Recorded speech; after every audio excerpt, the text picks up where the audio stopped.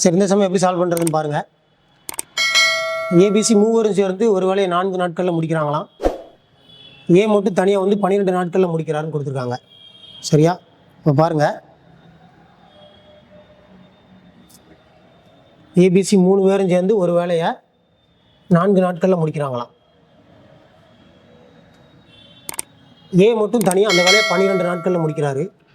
அப்போ பி மட்டும் அந்த வேலையை எத்தனை நாளில் பார்க்குறாருன்னா 18 நாளில் பார்க்குறாராம். அப்போ சி வந்து தனியாக முடித்தா எத்தனை நாள் ஆகும் அப்படின்னு சொல்லி கேட்டிருக்காங்க. ரைட்டா? அப்போ என்ன பண்ணலான்னா, இதில் பாருங்கள், அப்போ ஏபிசி 3 பேர் எழுதிக்கலாமா? ஏ ப்ளஸ் பி ப்ளஸ் சி 3 பேரும் சேர்ந்து எத்தனை நாளில் முடிக்கிறாங்கன்னா 4 நாட்களில். அப்புறம் ஏ மட்டும் 12 நாட்களில்.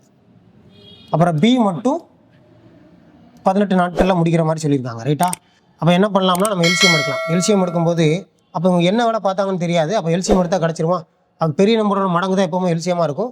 அப்போ 18 வராது. அப்போ 36 போட்டு பார்த்தீங்கன்னா வரும். ரைட்டா? அப்போ எல்சிஎம் என்ன வரும்னா 36. இங்கே 2 18 36, 3 12 36, 9 4 36. அப்போ 3 பேரும் சேர்ந்து ஒரு நாளைக்கு 9 பார்க்குறாங்க. ஏ மட்டும் ஒரு நாளைக்கு 3 பார்க்குறாரு. அப்போ பி மட்டும் ஒரு நாளைக்கு 2 பார்க்குறாரு. ரைட்டா?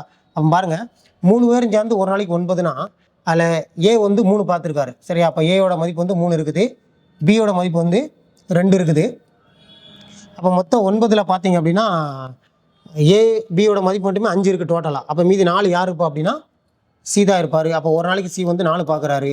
அப்போ சி மட்டும் இந்த வேலையை பார்க்கணும், அப்படி தானே? அப்போ 36 ஒரு நாளைக்கு 4 நாளாக பார்த்தாருன்னா 36 பார்க்குறது எவ்வளோ நாள் ஆகும்னா 36/4 போட்டுக்கலாமா?